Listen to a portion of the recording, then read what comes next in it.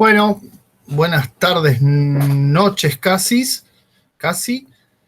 Cuarto B de primaria, día 2 de julio.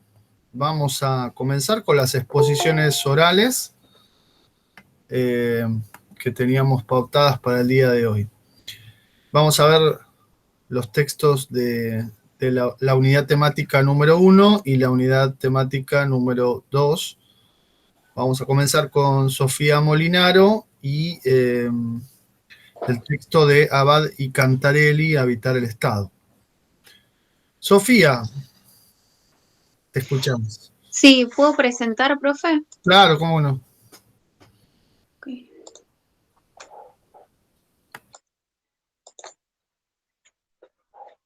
¿Ahí ven? Todavía no, pero por ahí está cargando. Todavía no. Decime si tengo que habilitar algo. ¿Ahí no? Ahora sí se está empezando a presentar. Está cargando. Sí. Ahora sí.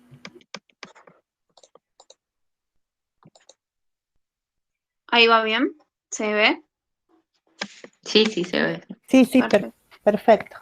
Bueno, a mí me tocó dar Habitar el Estado, pensamiento estatal en tiempos aestatales, escrito por Sebastián Abad y Mariana Cantarelli. Abad es un profesor, licenciado también de filosofía de la UBA, y Mariana Cantarelli es una también profesora y licenciada de historia de la UBA. Bueno. Acá anoté una serie de punteos a modo de introducción de lo que trata básicamente el texto, que después voy a ir profundizando. Bueno, el texto nos va a interrogar, los autores, mejor dicho, nos van a interrogar, bueno, de cómo ocupar o habitar el Estado y sus instituciones. Ocupar y habitar lo toman como un sinónimo, Abad y Cantarelli. Entonces, bueno, en función de esto, dice, bueno, ¿cómo ocupamos ese Estado? Los agentes estatales, los docentes o cualquier tipo de sujeto que imprime, digamos, una planificación, un diseño de las políticas estatales, como también los funcionarios estatales, se ven profundamente debilitados en cuanto a que no son vistos, por ejemplo, si tomamos a los docentes como profesionales de la educación, y los funcionarios estatales tampoco se ven como muy reconocidos en cuanto a su labor. ¿Por qué? Bueno, básicamente porque hay una crisis o una satanización, si se lo quiere decir, de las identidades político-partidarias y como cualquier empleador también del Estado. Hay un desprestigio producto de las otras formas de habitar ese Estado. Por ejemplo, el mercado, ¿no? Y otras corporaciones financieras, comunicativas, que van a hablar los autores. Bueno, entonces los autores dicen, bueno, si tenemos el Estado así, o sea, estamos en este contexto sociohistórico de la Argentina, bueno, ¿cómo podemos empezar a ocupar ese Estado con lo que hay? Para que no quede naturalizado, sino cómo podemos desnaturalizar esta condición y estas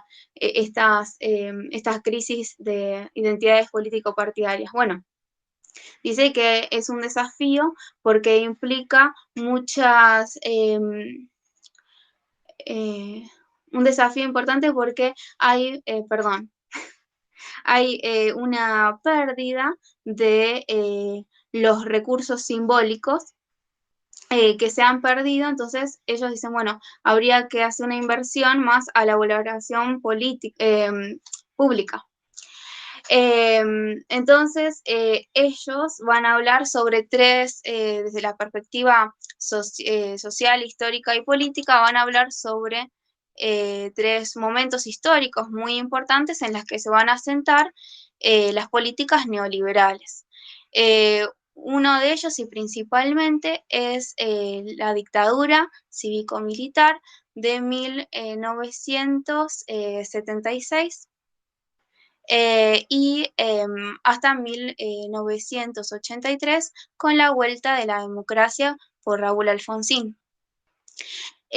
Raúl Alfonsín, cuando asume la democracia y bueno, vuelven los derechos humanos, dice una frase que quedó en la historia, que es, bueno, con democracia se educa, se cura y se come. Y ellos después van a hablar sobre el menemismo, otro hito histórico muy importante que asentó aún más o legitimó, perdón, las políticas neoliberales que estaban en la sociedad.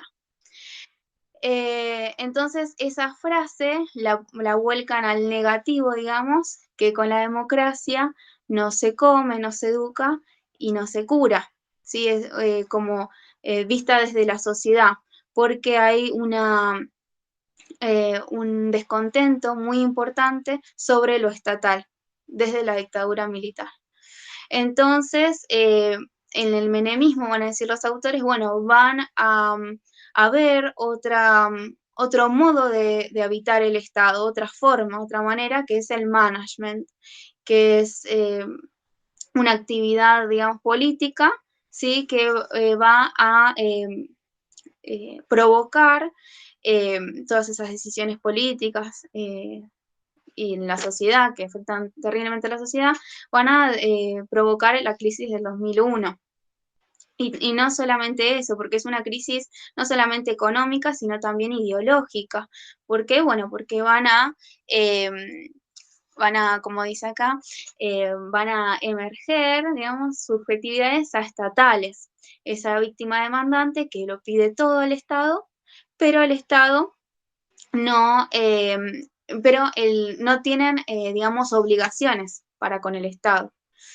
Entonces, bueno, esto habla también de una fragmentación social, ¿sí? Producto del management, como dije, y como conclusión, o bueno, a modo de conclusión, los autores van a hablar sobre, bueno, qué función tiene que dar el Estado, cómo reinventar o resignificar esos modos de habitarlo, ¿sí? Que fueron perdidos en su momento. Bueno. Hay tres ejes que van a citar los autores, o van a, mejor dicho, desarrollar los autores. Uno de ellos es la pérdida de centralidad del Estado. Bueno, bien, ahí, bueno, elegí una foto, me pareció bastante ilustrativa, de Stephen Kutz, bueno, que dicen esta pérdida de centralidad del Estado a modo de transformación, de crisis del estado de bienestar, que a veces se lo confunde un poco con el estado keynesiano, porque tienen particularidades o se complementan entre sí, hay un punto de encuentro, ¿no? Que trata de dar como derechos sociales a las personas. Pero, bueno, este estado de la década de los 70 se ve en crisis, ¿sí?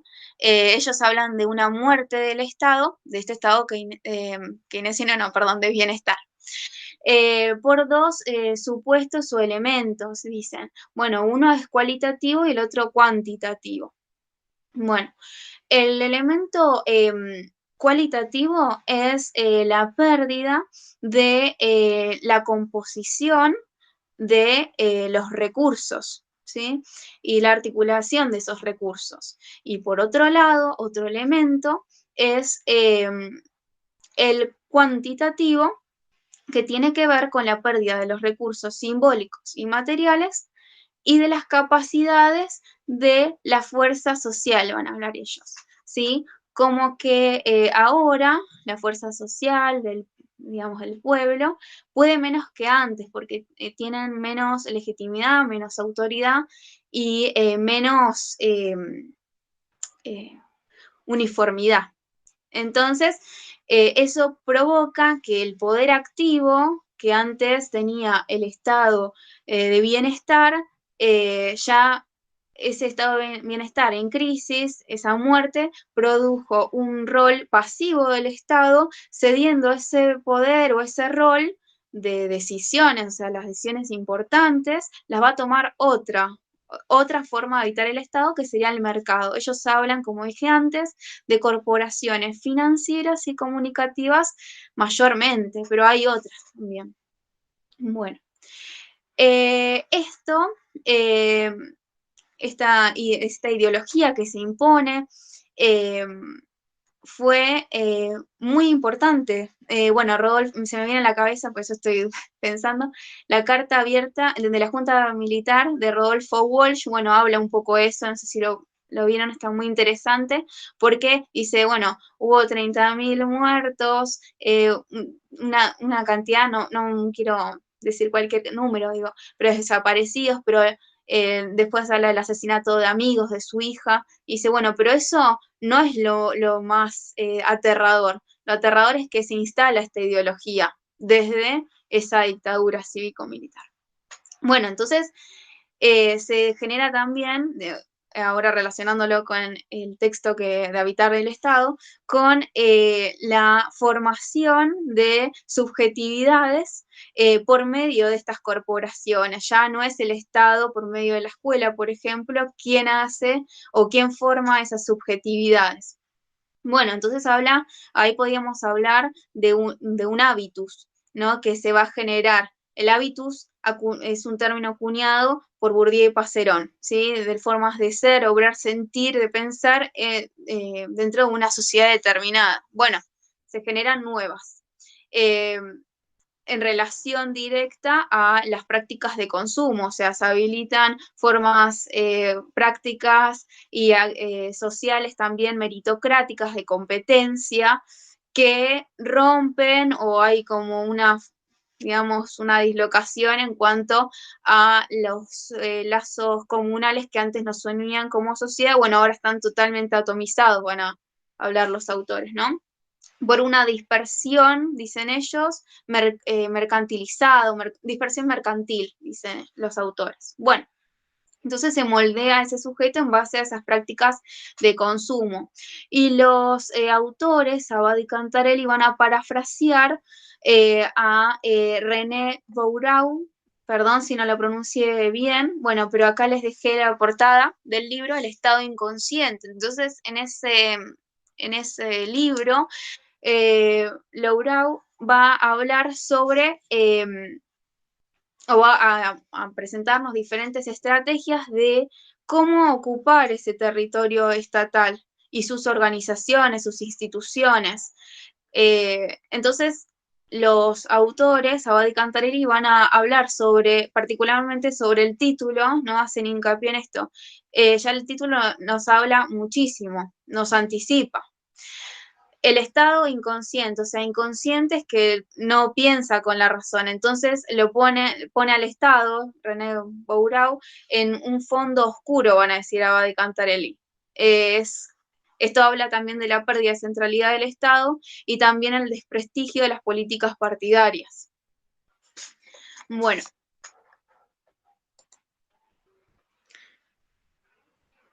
Bueno, este es el otro eje, desprestigio de la política, ¿sí? Si me permiten, ¿puedo pasar el video? ¿Está permitido? Es un video muy cortito. Si no, empiezo a hablar, ¿sí? Gracias. ¿Se escucha? ¿No se escucha? No, no se escucha. No, no se escucha.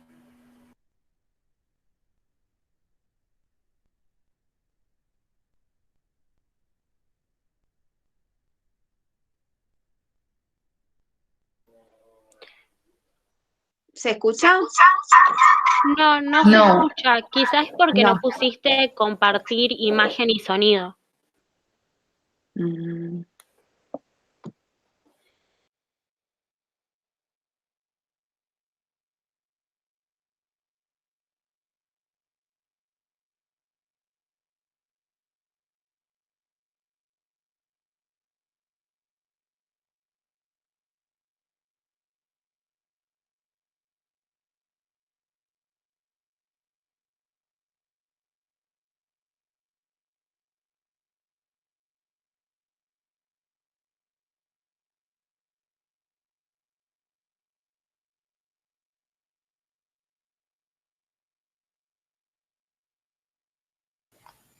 No se escucha el sonido. Me parece que tenés el volumen bajo desde el parlante en YouTube, ahí abajo. Puede ser eso.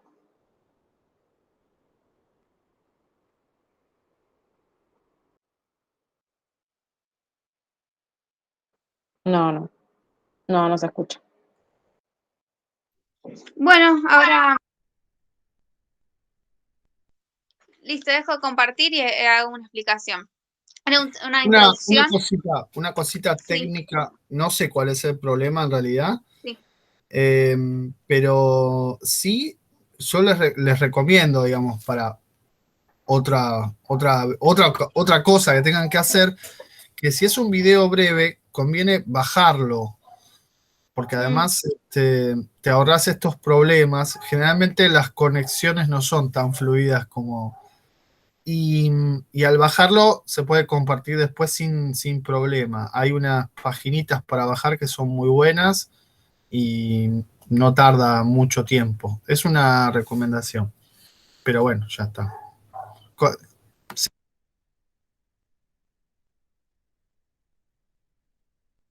Se cortó lo que dijo. Ah, bueno, por lo menos yo no lo escuché, profe, pero sí, No, gracias no, por la sí. recomendación. No, es una simple recomendación, pero era para que continúes. No te quería interrumpir todavía.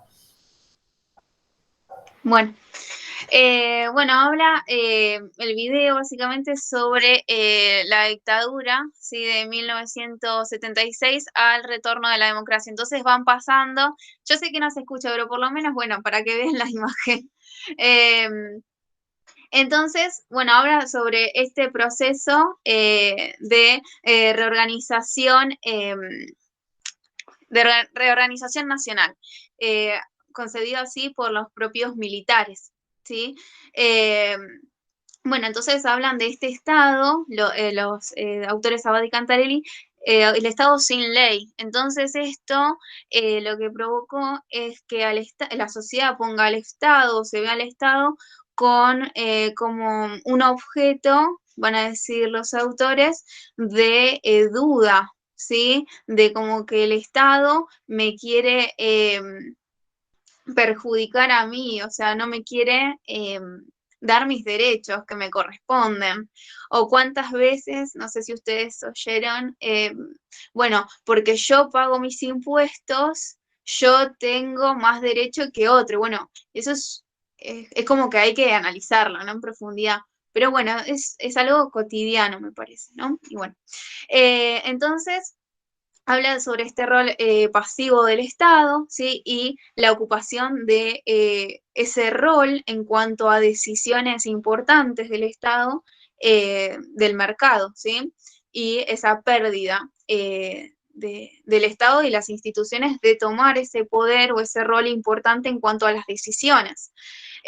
Porque ellos dicen, bueno, el Estado y las instituciones estatales ocupan un territorio porque hay un proyecto político, ¿sí? Entonces ellos dicen, bueno, si tomamos esto, entonces la política es un modo de ocupación de ese Estado. O sea, la política es muy importante para, digamos, tener un proyecto político-económico a favor de la gente. Y el mercado, bueno, vemos lo contrario, o nos quieren decir que básicamente es todo lo contrario, que quieren hacer, digamos, políticas también asistencialistas y no darles derechos sociales a las personas. Y bueno, acá tenemos el tercer eje, debilitamiento de las identidades político-partidarias. Y bueno, acá toman los autores como que la sociedad, bueno, ya no es concebida como una unidad política, entonces los partidos políticos están muy debilitados, ¿sí? Se les da muy poca importancia a los partidos políticos, y tanto también como a los agentes públicos como los docentes y también los funcionarios estatales. Entonces, ellos van a hablar sobre que ya el Estado no produce subjetividades, como dije en un principio, por esta política del management que surgió en 1990, en la década del 90, como un modo o otro modo de habitar el Estado, perdón. Eh, la, el management lo que produjo es, bueno, ver al Estado como una empresa y a los ciudadanos como clientes. Esto se ve mucho también, si lo relaciona a un autor que vi, seguramente mis compañeras también, Siede, que va a hablar sobre esa alianza de escuela con la familia. O sea, él habla sobre que la alianza, particularmente en la actualidad, es compuesta por una alianza de cliente, usuario, y después la escuela, que es esa empresa que brinda ese producto envasado de conocimiento. Entonces, bueno, los autores que van por esa línea de decir, bueno, están tanto en la creación de escuelas privadas y universidades privadas, no es porque sí, sino es porque también quieren instalar estas formas de subjetividad, este hábitus que dije anteriormente. Y bueno, acá no sé si se ve completo, si no voy a reducirlo. Sí, ahí creo que se ve un poquito mejor, que el señor que vemos acá es José Luis Espert, que se postuló en 2019 y él como que incentivaba, digamos, el sistema de vouchers. No sé si alguna lo conoce, pero bueno, lo digo muy brevemente. Estos vouchers que son emitidos por el Estado y la familia supuestamente tienen la libertad de elegir a qué escuela que vayan los hijos. Entonces, el Estado emite esos vouchers, las familias los mandan a los hijos a la escuela que quieren, por ejemplo, escuela A, como la más prestigiosa, escuela B, C. Entonces, la escuela A va a tener mucho más recursos porque el Estado da más plata por cada chico que va, más recursos y están mejores pagos los docentes. En la escuela B, menos, y en la escuela C, aún menos. Entonces, esto lo que provoca es que las escuelas compitan, que los docentes compitan también por ingresar a la escuela A y que los chicos también compitan por ingresar a esa escuela A. Y la escuela A y B también compiten, porque la B puede subir a la A y la B a la A. Sí, la B a la A y la A a la B. Entonces, como vemos ahí, el sindicato está tachado, ¿sí? ¿Por qué? Porque también quieren debilitar a los sindicatos. Porque ellos los tildan, o los neoliberalistas, ¿no? Van a tildar al sindicato como que es un palo en la rueda, por decirlo vulgarmente. Y eso es un peligro también, si nos ponemos a pensar legalmente, por ejemplo, en la Ley de Educación Nacional 26.206, como que queda totalmente desvirtuado su propósito, que es, digamos, una secuencia de una película que ya viene hace muchos años, desde 1884 y antes, que se fueron ganando derechos para los estudiantes y también para los docentes. Entonces, bueno, básicamente, y bueno, por último, Abad y Cantarelli van a decir, bueno, ¿cómo podemos habitar este estado? ¿Cómo podemos resignificarlo para que, digamos, otra autora, se viene a la cabeza Sirvent, va a hablar sobre el talón de Aquiles, que es la política? Entonces, bueno, con o sea, siendo más sujetos políticos activos, ¿sí? Y defendiendo esas posturas y desnaturalizando el contexto, vamos a ganar más campo de acción, ¿sí? Acción que nos va a perjudicar no solamente a nosotros, sino a toda la sociedad. Y bueno, eso sería básicamente todo.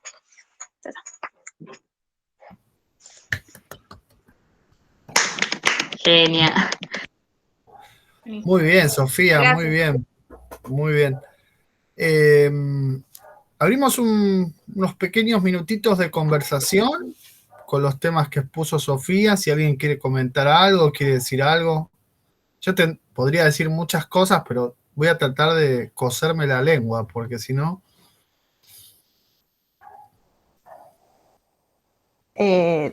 Yo lo que diría cuando ella habló de los vouchers con el profesor No. Ligari. Ah, Bueno, ¿qué querés que haga? Ligari. Vimos Da. una película, Sí, vimos sí. una serie, la 3 a la serie chilena, que habla de los vouchers, Buenísima. Sí, sí. y la verdad está muy buena. No me acuerdo el nombre, el título de la serie, pero la vi también El, por recomendación del Uray. Le mandamos un no me saludo. acuerdo si era el sustituto, El creo que era. sustituto, ¿no? Algo así, sí. Sí, Sí. sí. Los cabros, que dicen los Los cabros. cabros, sí, los cabros, aparte, o sea, historias durísimas o sea, explica justamente lo que pasa con la educación, en este caso en Chile, y ellos nos ven a nosotros como diciendo, mi papá me va a llevar a la Argentina a estudiar, claro, es como Claro. que acá está esa libertad de que no te cobran, ellos tienen que trabajar para poder estudiar, y es como que O están toda la vida endeudados, O endeudarse, claro, exactamente. Sí, sí. o Muy sea, bien. es pública entre comillas, porque de público no tiene nada. No, creo que Sofía lo explicó bien, ¿no? Es un sistema Sí. donde empiezan a competir las distintas escuelas. Por ahí faltó enfatizar que también los docentes compiten vendiéndose a la escuela más prestigiosa, pero en definitiva, si algún docente trabajó en escuela privada, sabe que es un empleado sujeto de explotación. Por eso digo, es tan importante también lo que decís, Lozano, por tomar conciencia de lo importante que es la educación pública en nuestro país. Es fundamental la Sí, educación, la salud, pero ya que estamos en educación, hablemos de educación. Es fundamental, es la gran diferencia. sí. Nos ven como, digamos, el lugar ideal para ir, para poder, o sea, de hecho, o sea, lo vemos, o sea, nosotras tenemos compañeras que son de otros países y, bueno, vienen acá con ese, digamos, ese futuro que lo ven acá, que no lo pueden obtener en su país. Y nosotros que estamos acá vemos muchas otras cosas también, ¿no? Pero Es para como que vemos a utilizar un Estados poco, Unidos como diciendo, ay, claro. quiero ir a Harvard. Pero no solemos ver la importancia que tiene la educación pública. Sí, yo que pasé por las dos experiencias del privado y del público, cuando a mí me tocó, digamos, decirle a mi hijo que eligiera un lugar para estudiar, yo le dije, elegí el público, pero no porque no pueda pagar un privado, sino porque me parece que los profesores que hay en el Estado son maravillosos, o sea, tienen, digamos, una vocación que, sin desmerecer al privado, seguramente también que ellos tienen una vocación, pero a mí me gusta el Estado, los profesores del Estado. La vocación que tienen es impresionante. Muchas veces, o sea, no trabajan por el dinero, trabajan por su vocación. No, y por supuesto debe haber también malos profesores en el Estado, como los hay efectivamente en los privados, ¿no? Sí, Pero seguro. ya ahí nos vamos un poco a las mitomanías. Una cosa que me quedó Molinaro sin entender fue la primera viñeta que habías puesto, porque en realidad no es que no la entendí, sino que no la llegué a leer, digamos. O, ¿podés contarnos por qué elegiste la primera de las que compartiste? La primera imagen La de Freire era. era de Freire. Sí, Con- decía Freire, Ah, al sí. menos yo vi que decía Sí, Freire. esa por la meritocracia, porque si quiere la vuelvo a compartir. No, pero contalo, Sí, explícanos el chiste, que así se arruina. ¿eh? Explícanos No, el en chiste. realidad no dice nada. Al final se ve a un nene trabajando desde la mañana muy temprano, repartiendo diarios, haciendo lustrabotas, después vendiendo y también limpiando los parabrisas de los coches, llegando a la casa muy de noche cansado, yendo a la escuela. Ujú. Y después el profesor, lo voy a leer literalmente de la pantalla, dice, durmiendo en el aula de nuevo, como gritándole porque se quedó dormido. Entonces, bueno, creo que está también asociado a todas estas políticas o modos de ser, este hábitos, digamos, de las políticas neoliberales. Eso Claro. quise decir. Sí, y la mirada corta en ese caso del docente, ¿no? Muy, muy corta. Bueno, pasamos al segundo texto, el de Grimson y Tenti Fanfani con Garay. Sí, sí, sí. Bueno, voy a compartir pantalla también. Pero qué bien, ¿eh? ¿Cómo comparten? Si estuviéramos presenciales, ¿compartirían facturas o algo por el estilo o no? Ah, profe, yo me acuerdo de usted, estaba en una clase de biología, usted No, llegó con el esto está mate, grabado. ¿Vas a denunciarlo? ¿Qué vas? No, por favor. llegó con el mate y dijo, yo no convido el mate, ustedes traigan su Mirá, la mate. cantidad de enfermedades que me ahorré por no compartir mate, mirá. La verdad que sí. Y que Bueno, les ahorré a ustedes, la cantidad de estudiantes que podría haber intoxicado contagiando mis virus. Bueno, perdón. claro, está bien. Quisiera saber si se ve porque yo estoy en la compu y ya no, perdí Meet. Sí, sí, se Ah, ve. listo, Sí, sí buenísimo. se ve.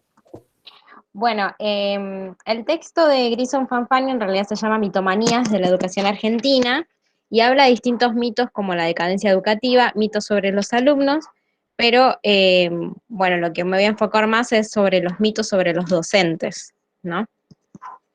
Y bueno, ahí los autores señalan 11 tipos de mitos que a veces hasta nosotros mismos lo podemos decir, no solamente la gente, ¿no? Lo que dejan en claro los autores es que a veces estas creencias son de hace mucho tiempo, pero sobreviven porque, bueno, primeramente se asientan en algún fragmento de la realidad y segundo porque hay ciertos grupos que quieren sostener eso por, bueno, por algún motivo, ¿no?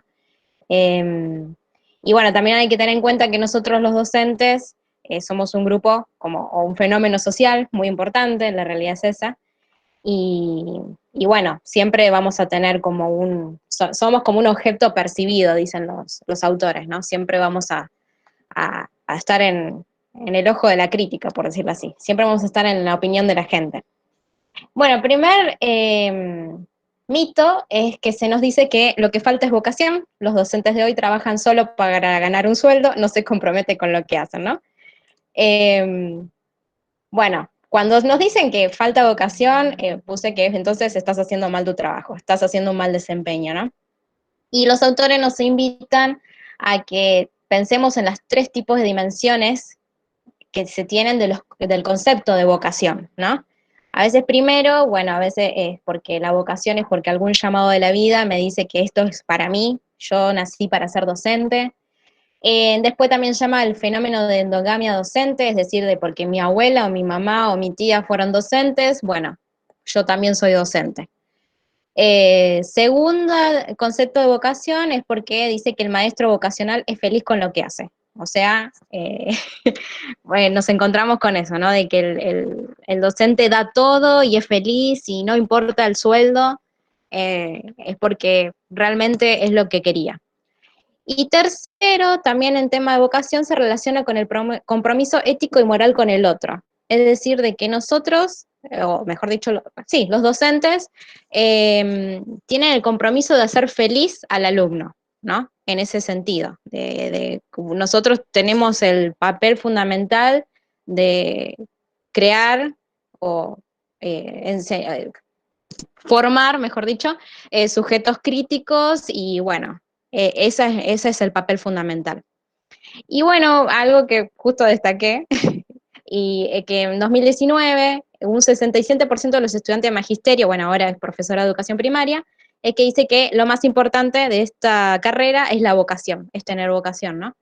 Y bueno, a veces uno puede caer también o pensar así, pero ahí es donde los autores nos animan a caer en la realidad, ¿no? Porque la realidad es que cuando te encontrás con la rutina, pandemia, nuevas tecnologías, bajos salarios, malas condiciones laborales porque las infraestructuras no están adecuadas, etcétera, etcétera, ahí es donde la vocación se va y uno dice, hago lo que puedo, ¿no? Así que bueno, es para pensarlo un poco. Segundo mito es que el docente tiene que ser Superman, ¿no? El docente es multifacético, no solo debe enseñar, tiene que moralizar, educar emociones, sentimientos, alimentar, contener y pacificar. Bueno, o sea que los docentes tienen que transmitir conocimientos, amar la infancia, dicen los autores, ¿no? También que colaboremos muy bien, que nos llevemos bien con nuestros colegas, con las familias, que a veces, bueno, nos podemos encontrar que hasta los alumnos no tienen interés, que siempre seamos respetuosos, cordiales, serios, que en temas de moralidad, ¿no? Que prediquemos con el ejemplo y enseñamos con el ejemplo, ¿no? Es como que el docente moralmente tiene que ser el ejemplo en la sociedad.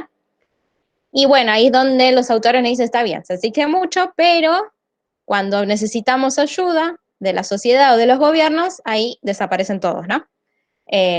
La realidad es que si queremos cubrir todas esas exigencias, necesitamos de recursos y condiciones necesarias, pero a veces no aparecen. Y bueno, también pasa que tal vez uno empieza con todo, ¿no?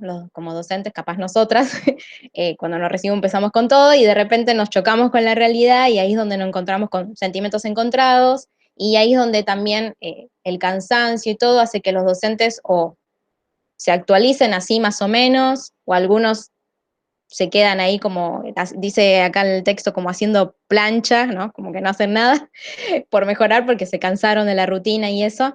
Y bueno, nada, también dice que estaría bueno reflexionar, no es autoexigirnos tanto, ¿no?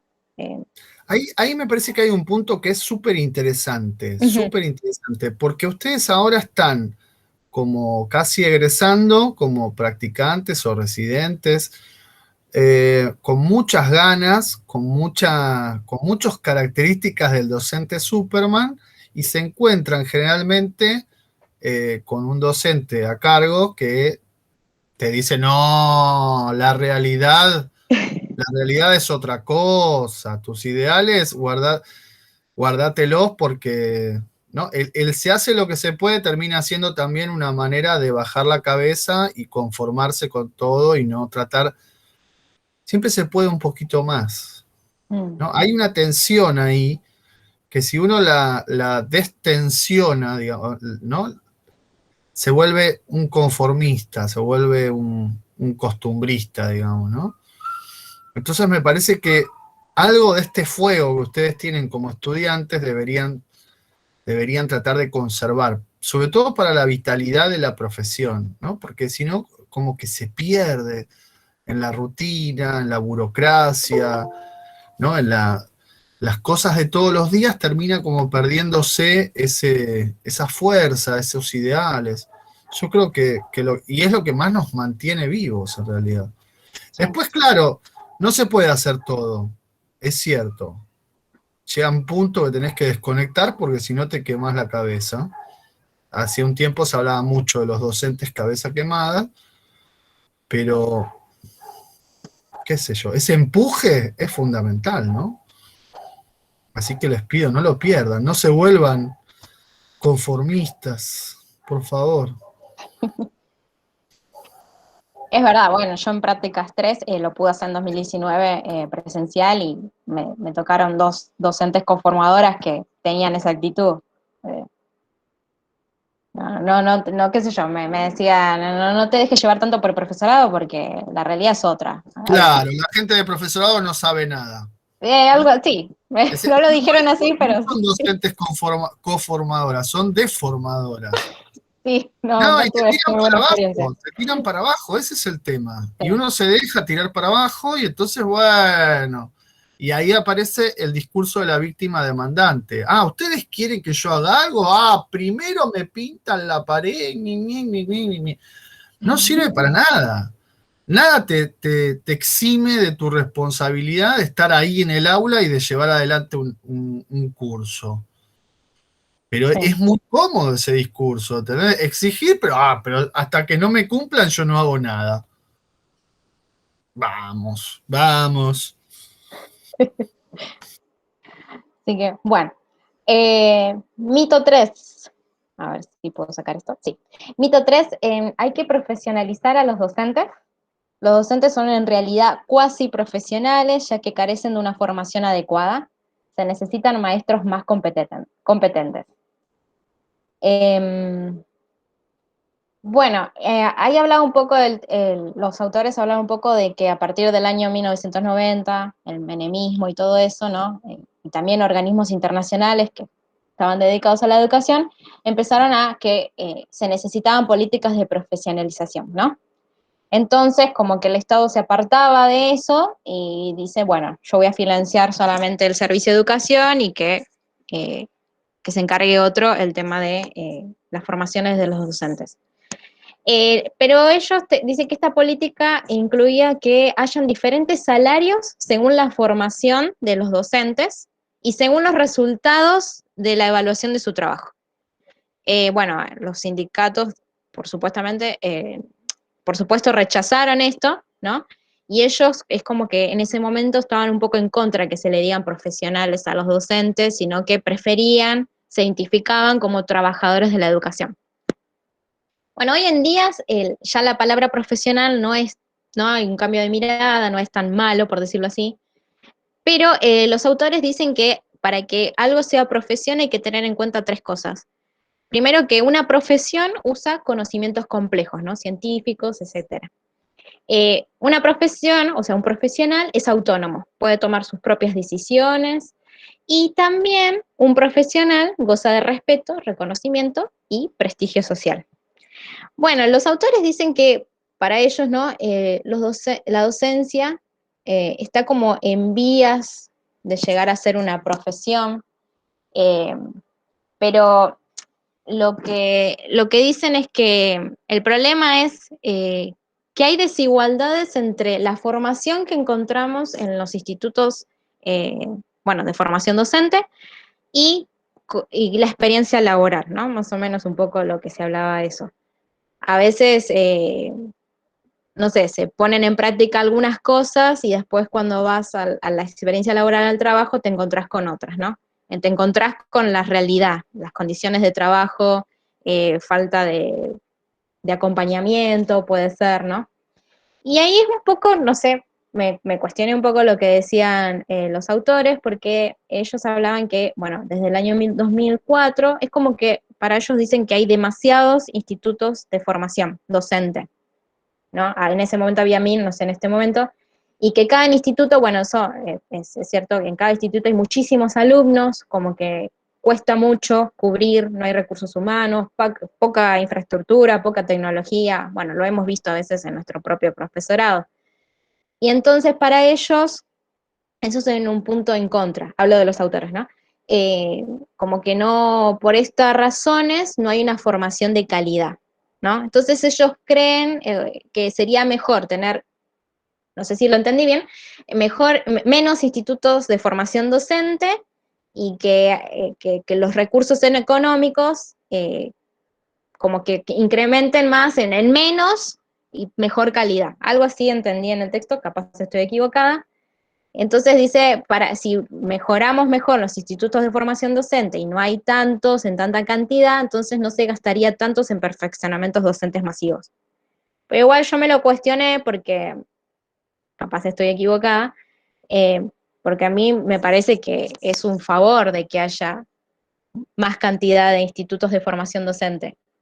No sé, yo al tener en Bernal, a mí me dio la oportunidad de ir a estudiar. Yo vivo acá en Espeleta, pero es como que tal vez si lo tendría un solo instituto de formación docente en Cava, y no sé si hubiera ido hasta Cava a estudiar, no sé, me lo imagino yo. Pero es como que, no sé, disuade un poco Muy de lo que buena. dicen. Comparto, me parece muy buena tu observación. Creo que coincidimos. Los autores no son muy explícitos en si les gusta o no que haya tantos. Me da la sensación que no. Yo coincido ahí con tu interpretación. Ajá. Lo que puede ser el motivo de esa desconfianza de tantos institutos es la calidad, ¿no? Ellos dividen en públicos y privados, y la verdad es que es muy heterogéneo el panorama. Entonces, claro, pensamos en la unificación que quiere hacer la ciudad de Buenos Aires. Eso es una cosa terrible. La otra cuestión es que no tienen en cuenta la cantidad, es la dimensión territorial del país, porque lo que vos decís, imagínate, en el interior de la provincia de Buenos Aires o de cualquier otra provincia, se entiende muchísimo más. O sea, una persona que tiene que viajar 100 kilómetros para llegar a un instituto, la verdad, tiene que mudarse, tiene que irse de su casa. Entonces, que puedan haber institutos chiquitos con pocos estudiantes, para la mirada de los pedagogos siempre es un escándalo, es algo de desconfiar. Y también hay que decirlo, hay un prejuicio que es la mirada de la universidad sobre los institutos, que es una mirada negativa. Y estas dos personas que escriben este libro vienen de la universidad, no de los profesorados. Sí. Así que comparto tu mirada crítica, terriblemente crítica. Claro, como decía, como que hay demasiado, lo expresa un poco medio negativo, pero es verdad, no es explícito, pero dice como hay demasiados institutos de formación, y yo digo, está bueno que haya demasiado, pero bueno. Claro, claro. Lo que pasa es que es muy despareja la calidad. O sea, por ejemplo, así como vos tenés institutos, sobre todo públicos, muy buenos, también tenés lugares donde casi es pagar una cuota. Claro, claro, sí, sí. Estudiar es pagar una cuota y ya. Entonces ahí la verdad es que... Sí. Bueno, mito 4. Los docentes se están proletarizando.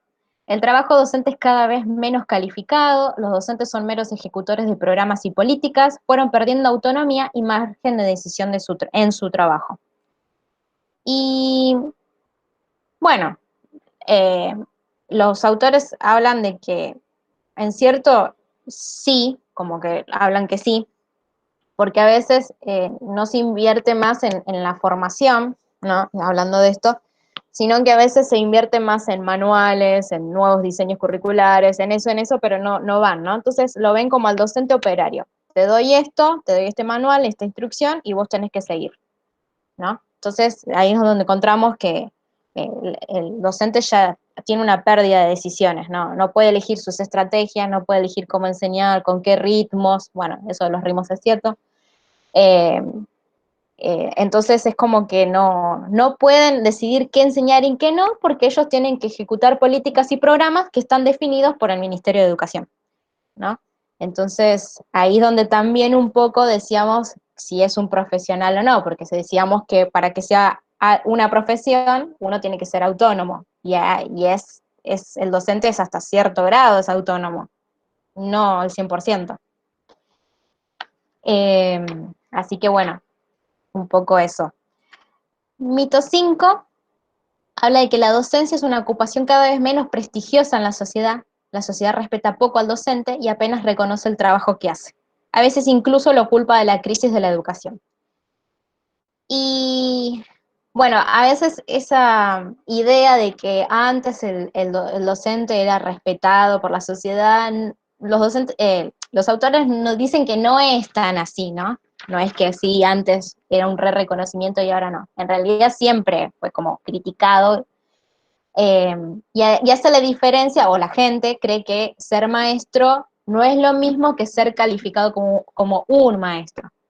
¿Qué es ser calificado como maestro? Y que los otros te reconozcan. Tus alumnos dentro de 20 años se acuerden de tu apellido y digan, sí, la verdad que esa maestra era una maestra, ¿no?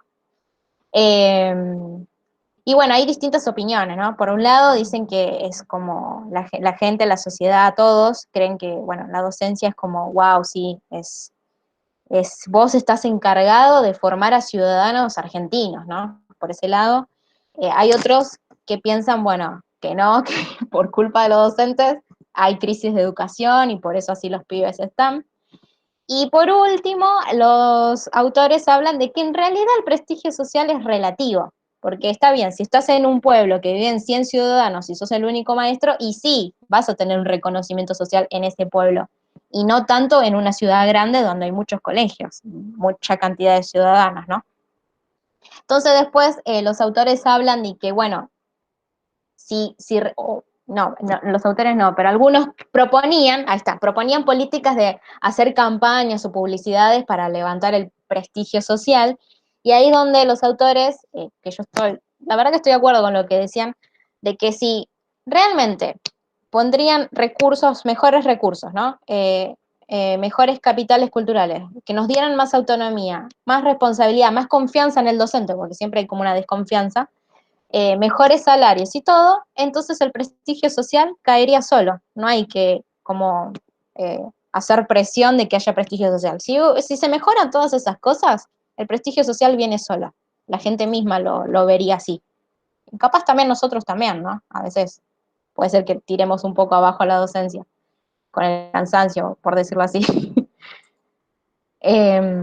Bueno, mito 6 habla de que, bueno, puede ser que uno piense así, la docencia es oficio para mujeres, la escuela es una extensión del hogar, la mujer tiene cualidades naturales para hacer cargo de la primera educación. Bueno, y ahí los autores dicen que esto sí es un mito porque no existen oficios con género, ¿no? Bueno, en todas las sociedades y más en Argentina es una sociedad machista porque desde el nivel inicial hasta el nivel educativo universitario siempre la tasa más alta es la masculina, en los cargos directivos, en superiores, también hasta en los sindicatos mismos. Y también habla del problema de que a veces las mujeres docentes no se consideran como jefes de hogar, o sea, no se consideran de que ellas son las principales proveedoras de hogar, de ingresos en el hogar. Y ahí hablaba de una encuesta que saltó la ficha con esta encuesta, que casi el 70% de las docentes mujeres, sí, son las primeras en proveer los ingresos en sus casas. Y el 30% restante no, porque a veces son hijas o están casadas con alguien y bueno, ahí comparten los ingresos, ¿no? Entonces a veces dice que no es lo mismo, me gustó la frase esa, no es lo mismo vivir de la docencia que ejercerla como un medio de expresión y realización personal, sin que la remuneración sea un aspecto determinante. Y ahí es donde esto se relaciona con la condición de género. Así que bueno, también es un poco el punto de vista. Pero bueno, que es un trabajo porque nosotras las mujeres tenemos cualidades, por decirlo así, para enseñar, no, eso no es así. No sé si mis compañeras que creen, me faltan los otros mitos. Bien. Sí, una cosita, podemos ir, les propongo a las compañeras que vayan marcando algún mito que quieran debatir, ¿eh? Sí. Sería bueno debatirlos porque si no, se nos pasa todo por delante, digamos. Sí. Bueno, mito 7, este me causa gracia porque me lo dijo una vez mi tía, así que los maestros trabajan poco y tienen muchas vacaciones, los docentes son unos privilegiados, trabajan 4 horas y tienen más días de descanso que el resto de los asalariados. Bueno, y me gustó lo que dijeron los autores porque ellos dicen, si estuvieran una semana trabajando como docentes con 4 o 5 cargos, se agarrarían la cabeza, ¿no? No lo aguantarían, ¿no? Bueno, y ahí habla de, la realidad es cómo es el trabajo de un docente, ¿no? Tienen que invertir tiempo, todo lo que es él, conocimientos, pasan por problemas de salud como la ansiedad, fatiga, el famoso burnout, que es como que quedas quemado, ¿no? Es un problema de salud muy recurrente en los docentes. ¿Y por qué? Bueno, porque el docente tiene que atender a los alumnos y a familias, a organizar su trabajo, a tal vez ir a un colegio, ¿no? Trabajando, capaz, ir a un colegio en donde hay malas condiciones, no hay calefacción, lo que sea. Bueno, hoy en día, pandemia, no se deben usar calefacción, puertas abiertas, invierno, ola polar. La realidad es que las condiciones no son muy buenas. Sin apoyo de profesionales, psicopedagogos, y es verdad porque hemos ido a escuelas a observar donde había una mesa pedagógica y en otros no, estaban solas las maestras. Sobrecarga laboral, muchos turnos. En el aula te encontrás con la realidad social, ¿no? Hay niños que vienen con problemas desde casa, pobreza, ¿no? Sin comer, sin útiles escolares, lo he visto yo en prácticas 3. Y además, encima, tenés que enfrentarte a nuevos desafíos porque siempre hay cambios culturales, sociales y emocionales. Bueno, contextos, ahora lo estamos viviendo, cambio de pandemia, hay reforma educativa, bimodalidad, burbujas, bueno, en fin. Y ahí habla también de que en Argentina es muy alto el porcentaje de que los docentes trabajen en más de 2 establecimientos, ¿no? Y esto conlleva que se tienen que desplazar con transporte público, muchas horas, muchos cambios de horario. Así que si nos ponemos a pensar y a enumerar, la realidad es que no es un trabajo fácil. A veces la gente cree de que estás 4 horas y en casa no pasa nada. No, la realidad es que en casa sigue el trabajo. Así que, las vacaciones nos merecemos, es lo que digo yo. Nos merecemos las vacaciones. Bueno, 8. Hay que tomarles examen a los maestros, hay que clasificar y evaluar el desempeño de los maestros, no son todos iguales, hay que premiar a los mejores y castigar a los incapaces. Bueno, esto es algo que se pasó en América Latina, ¿no? Donde primero se sospecha de la escuela, como siempre, y ahí es donde se empezaron a implementar las famosas pruebas nacionales e internacionales para evaluar los aprendizajes de los alumnos. Bueno, los autores dicen que obviamente los resultados dieron negativos, dieron mal, y el culpable siempre va a ser el docente, ¿no? Y ahí habla de que el trabajo como docente dice que es como una performance, ¿no? O sea, nosotros necesitamos de la participación y estamos presencia de otros, que son los alumnos y las familias, ¿no? Siempre es un trabajo en conjunto, ¿no? Y bueno, justo lo que hablaba mi compañera en la presentación anterior, ¿no? A veces se ve como un mercado al trabajo, ¿no? Y el producto, el resultado final siempre tiene que ser el rendimiento del alumno. Si el resultado es bueno, bueno, listo, funcionó. Pero se fijan en eso nomás. Y ahí es donde se pregunta al autor, y bueno, ¿cómo evaluaste las estrategias que usó el docente? ¿Cómo evaluaste que el docente animó a que el alumno tenga un sentido crítico? ¿Cómo evaluaste las competencias que ayudaron a los alumnos a desarrollar? No lo pueden hacer eso, ¿no? Con una prueba. Entonces dice que la realidad es que solo el público, solo los alumnos y las familias son los que se pueden dar cuenta de esto, ¿no? Que son los únicos que pueden valorar. Y los autores recomiendan, por ejemplo, de que vayan a mirar el aula, no que miren un resultado, una calificación, que vayan a mirar el aula porque ahí es donde se hace la enseñanza, pero que los que vayan a observar sean personas realmente preparadas para mirar, para comparar, ¿no? Y que puedan ahí, en comparando entre otros, ahí es donde puedan evaluar. Pero los autores dicen que la evaluación como más realista es la autoevaluación docente, que nosotros mismos nos autoevaluemos todo el tiempo. ¿Por qué? Bueno, ¿por qué? Porque puedo reflexionar colectivamente con mi par, también puedo relacionar mis objetivos, mis planes, puedo ver, bueno, qué me funcionó y qué no. Y también puedo yo ver qué efectos hubo en el aula, si esto lo que enseñé quedó, qué errores, bueno, hubieron, bueno, qué puedo cambiar. También si armo proyectos, el trabajo colaborativo con la gestión educativa de mi escuela, con mi par, mi pareja pedagógica, etc. Así que, bueno, a mí me replanteó de que en realidad que cuando terminemos el profesorado no vamos a tener profesores que estén revisando nuestras secuencias, así que es fundamental que todo el tiempo nos autoevaluemos, ¿no? Siempre estamos aprendiendo y siempre hay que mejorar. Bien, 9 dice que solo las empleadas domésticas y los pobres quieren ser docentes, las clases medias disuaden a sus hijos de elegir la docencia y la mayoría de los docentes vienen de las clases bajas. Bueno, esto a veces lo ven, esta imagen no era, pero a veces lo ven como que la ocupación docente es como, bueno, me da seguridad, es muy difícil que me echen, es el puerto seguro, ¿no? Lo dicen así. Pero el problema a veces dice de que una de las cosas que hizo que se desvalorice la docencia fueron los sueldos muy bajos, ¿no? Y bueno, otra vez critica que haya mucha cantidad de institutos superiores y bueno, también habla de que a veces en los pueblos la única oferta educativa que hay es estudiar en el profesorado, ¿no? Pero en una encuesta de 2010 salió de que el 43% de estudiantes de profesorados en realidad son de hogares de capital alto y entonces también nos encontramos que en los profesorados provienen de distintos hogares socioeconómicos, ¿no? Hay mucha diversidad. Así que queda en claro de que en realidad no, la ocupación docente no es solo de pobres y empleada doméstica, no, sino que es muy diverso. Y aparte que ahora hay más oportunidades para estudiar el secundario y todo, y bueno, todos pueden hacerlo.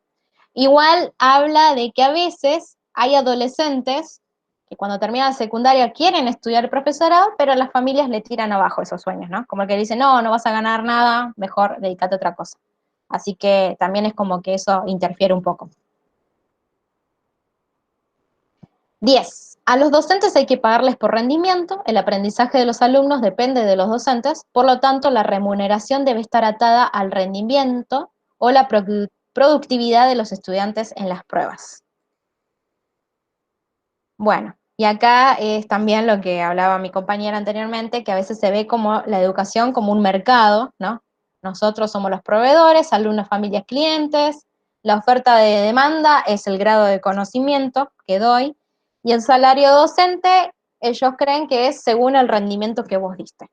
Así que al final producir aprendizaje es como fabricar algo. Y daba el ejemplo de como un carpintero, ¿no? Para fabricar un mueble. Bueno, el alumno sería la materia prima, el trabajo del maestro sería el proceso y el aprendizaje logrado es el producto. Si aprendió, aprendió. Pero dice que esta lógica de mercado no funciona en servicios personales. Aparte que dice, si vamos a pagar a un maestro porque rindió bien, está mal, es individualista, porque en realidad el maestro no hace trabajo solo. En realidad es toda la comunidad educativa, o sea, alumno, maestro y familias, ¿no? Entonces, y ahí es donde se realiza el aprendizaje, no es solo el maestro. Así que dice que lo que sí se podría evaluar es el desempeño del docente en el aula y la escuela, pero no los resultados, ¿no? Y por último, teoría 11, la culpa la tienen los sindicatos, ponen trabas a todos los cambios y se la pasan haciendo huelgas, no tienen en cuenta los prejuicios que causan a los alumnos y a las familias. Y bueno, ahí es donde viene la famosa frase que dice, los chicos se quedan sin clase por culpa de los paros. Y bueno, ahí habla de que los autores hablan de que los sindicatos, la realidad es que estaría bueno que se pregunten seriamente, la verdad que yo no puedo opinar mucho porque no estoy en un sindicato, pero dice que ellos deberían preguntarse seriamente cuáles son los reclamos más importantes y ahí es como diferir si se puede o no. Pero la realidad es que, eso sí, los sindicatos cumplen un papel fundamental, ¿no? Porque lo que trajo el capitalismo es que, claro, todo es mercado, vender y eso, entonces a ellos no les conviene que nosotros como trabajadores tengamos nuestros derechos, ¿no? Ellos no quieren eso, por eso dice, prefieren contratos individuales y no colectivos. Entonces, por eso siempre va a haber ataques a todos los sindicatos y, bueno, obviamente a los docentes más porque somos agentes del Estado. Así que uno tiene que valorar un poco que haya sindicatos porque, bueno, hasta hubo gente que murió, lo sabemos, ¿no? Acá en Argentina hubo gente que murió por la lucha de los derechos del trabajador. Pero bueno, también dice que habría que regular un poco el tema de que a veces, siempre en los inicios de clase hay huelgas, no, a veces dice tratar de evitarlo o buscarle otra manera. A veces dice que también hay encubrimiento de los docentes que se abusan de de los dispensamientos, ¿no? De las ausencias, huelgas.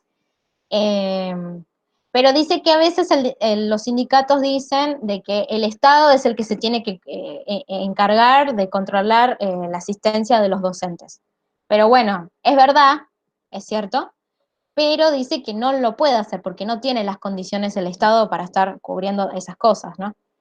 Y también hay un conflicto con los directores porque a veces los directores tampoco quieren pasar las ausencias, como que el director es supuestamente el que es puesto ahí por el Estado, pero aún así lo ponen en un lugar horrible, ¿no? Qué sé yo, andar acusando a alguien, y se ponen en ese lugar como que no les gusta, eso es lo que hablaban del tema. Y bueno, los sindicatos aún así los necesitamos nosotros como trabajadores, porque nosotros no es que podemos, si trabajamos en el Estado, no podemos estar llamando al presidente y decirle, mirá, quiero un mejor sueldo. O sea, sí o sí, nosotros como nuestro trabajo necesitamos una delegación que nos represente. Pero bueno, ahí no puedo opinar mucho porque todavía no, por decirlo así, no trabajo y no estoy enterada, pero bueno, hasta ahí termina mi presentación. No sé cómo dejar de compartir. Acá, detener la presentación. Ahí está. Bueno, excelente, Anaí, muy detallado, muy minucioso. Podemos abrir un momento para comentarios, preguntas, polémicas. ¿Qué les parece? Polémicas hay un montón. Sí, hablen. Linda. Bueno, arranco. Me quedé con el mito 9, me hizo acordar de la ministra de Educación de la ciudad de Buenos Aires, Soledad Acuña.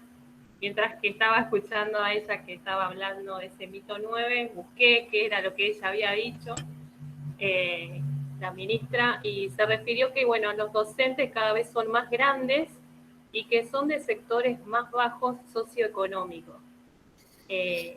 Eso se refirió y lo coincide el punto 9 del mito, que ahora no lo tengo anotado, pero lo relacioné prácticamente con eso, porque es como que dan a entender de que la educación es muy baja, que siendo joven pueden aprender muchísimo mejor los chicos, y desprestigian a la persona de que por falencias, situaciones de su vida no pudo lograrlo y ahora lo puede hacer.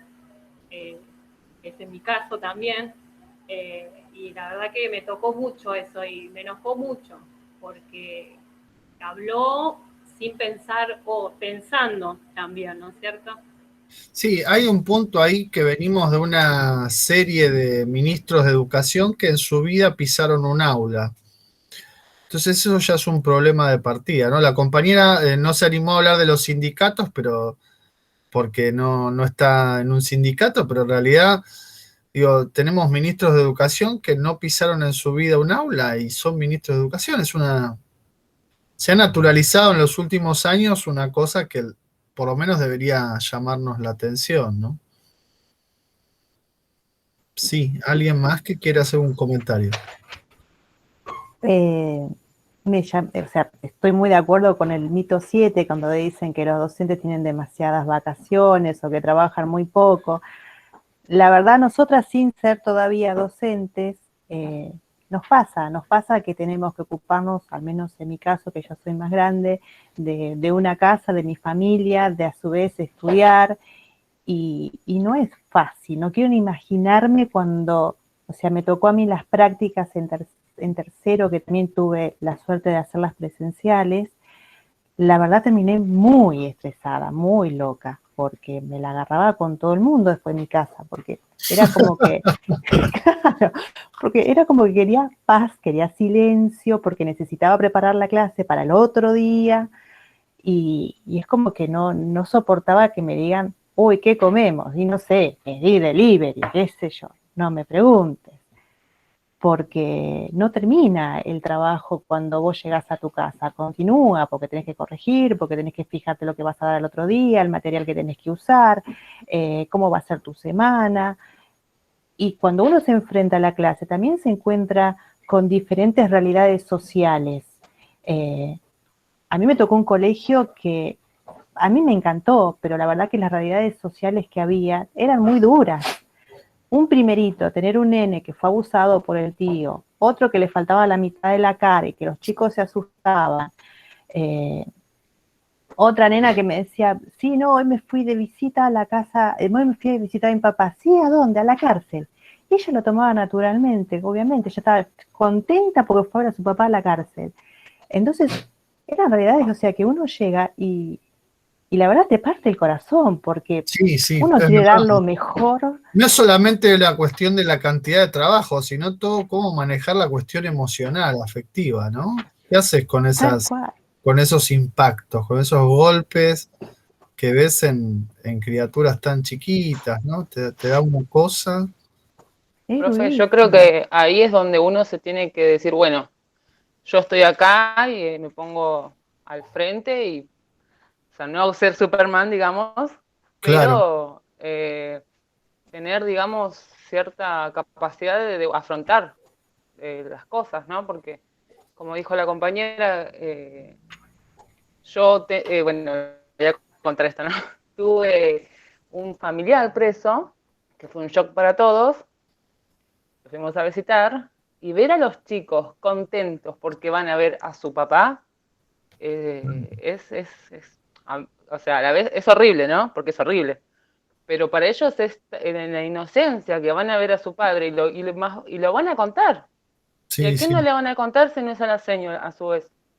Es lo que yo creo también. Y Está cuando bueno fui a lo que leer, decís, Evangelina, porque una de las cosas que yo también pensaba, ¿no? De la exposición de Anaí es, bueno, ¿y qué pasa si la docencia no tiene prestigio social? ¿No? ¿Qué pasa? Claro, ¿qué pasa? ¿Que somos menos? ¿Somos menos? Vamos a Pero dejar. también, ¿qué es, profe, el prestigio social? ¿Y qué es? Muy buena pregunta. No sé, Buena ¿no? pregunta. Y Y uno sí, dice, esas pequeñas historias que te interpelan, que te sacuden, y vos estás ahí para ayudar a ese pibe en su alegría por haber ido a visitar al padre a la cárcel. Eso es un montón. No necesitas cambiar todo el mundo. Me parece, profe, que es un poco el prestigio que nos tenemos cada una o cada ¿Quién uno por ser, Ailen, Ah, perdón. por estudiar o ejercer lo que uno ama o quiere y no tanto lo que el otro piensa, porque yo siempre escuché lo mismo, como, uy, maestra, ¿querés ser? Te vas a cagar de hambre o no sé, siempre lo mismo. Y yo decía, pero ¿por qué si yo cuando estaba en esa práctica de segundo intentando dar una clase, yo estaba feliz? Entonces, el prestigio me parece que nos tenemos que valorar, o sea, nosotras mismas, nosotros, es como... Sí, absolutamente. Y lo que decía la compañera lo relacionaba justamente con eso, con decir, hay pequeñas historias, pero súper significativas, en donde tu presencia, tu acompañamiento, tu apoyo, tu palabra o simplemente tu palmada, tiene un valor, tiene una fuerza, tiene una, no sé, y eso vale mucho más que el prestigio. El título, ay, el mejor docente del año. ¿Quién le interesa el trofeo de docente del año? O es como el empleado del mes. claro, sos un chico No hacemos McDonald's, esto te por ponen un. Claro, sería ya muy McDonald's por la docencia. eso, sí.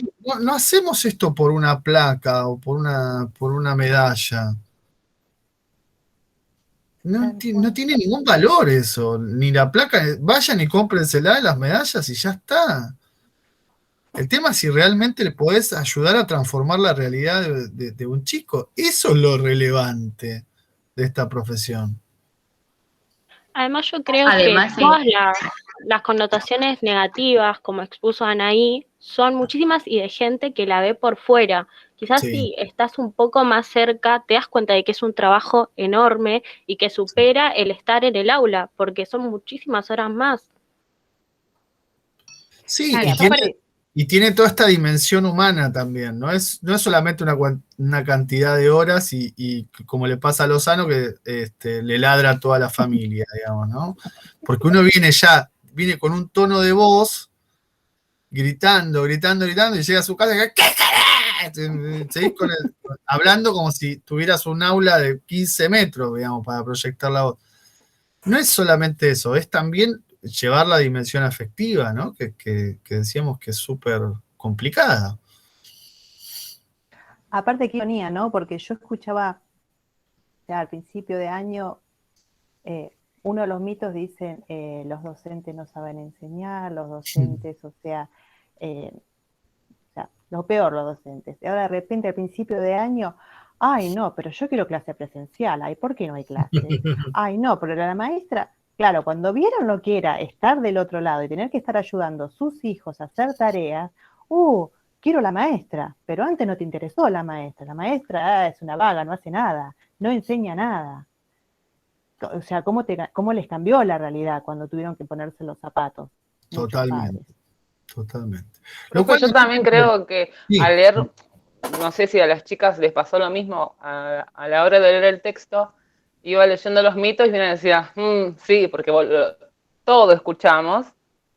Y es algo que se viene reproduciendo hace tanto tiempo y que la gente que lo reproduce piensa que los docentes, las personas, se levantan una mañana y dicen, ay, hoy tengo ganas de ser docente y me voy a una escuela. Y no es así, porque hay todo un trasfondo atrás. Es lo que las críticas que uno va teniendo Sí. al estar de este lado y también del lado como mamá, con todo esto de la pandemia. O llevemos Como dijo la compañera voluntario, llevemos voluntario, hagamos de la Claro, docencia un voluntariado. claro, tipo como los que se prueban con la vacuna. Algo así.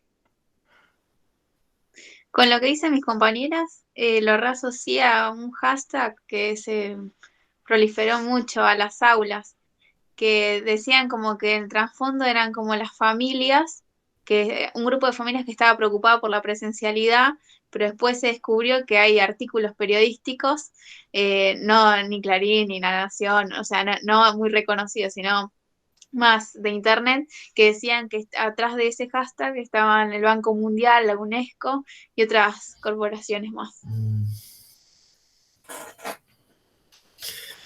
Ay, ay, ay. Sí, ¿no? Esto es inevitable, el tema de los mitos, los prejuicios, el sentido común, es inevitable relacionarlo con el tema de la posverdad que viene después. Pero bueno, si les parece avanzamos, así no nos... Está muy entretenido todo, ¿eh? Seguimos con Barraza. Sí, acá estoy. Dale. Voy a presentar pantalla. Sí.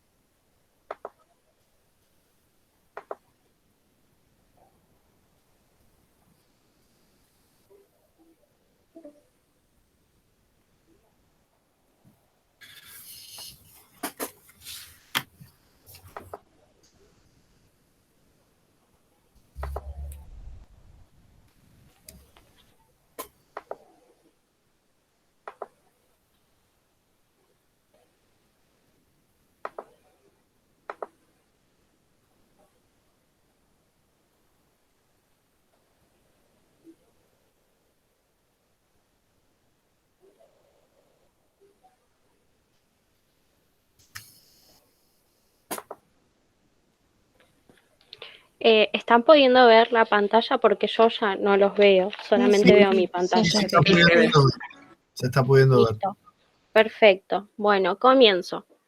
El texto que me tocó exponer se llama La investigación como alternativa a la enseñanza y lo escribió Francesco Tonucci. Bien.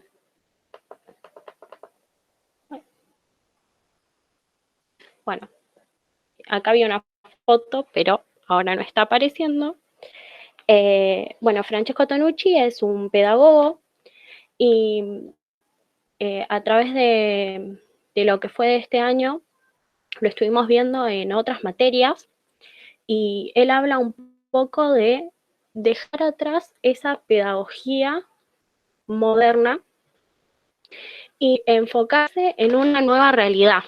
Hay un montón de artículos interesantes de Francesco que habla sobre hoy, a partir de la pandemia, que están buenos después para compartir. Pero volviendo al texto. Bien, él habla de la investigación como alternativa de la enseñanza, ¿no? Y comienza diciendo que el niño parte de que empieza a conocer su ambiente, ¿sí? Ahí está. Bueno, y entonces habla del niño que es seguro de sí mismo cuando sabe conocer. Y él parte de un niño pequeño, un bebé, ¿no? Que empieza a conocer primero el mundo que lo rodea. Entonces, comienza explorando con las manos, después con la vista, luego, cuando empieza a gatear, va lo que explora mientras gatea, y por último llega a conocer lo que es la casa entera en sí, ¿no? Y empieza a conocerlo como un investigador. Él pone el ejemplo si en una cuna le ponemos a un chico un objeto o quizá una papilla, comida, ¿no?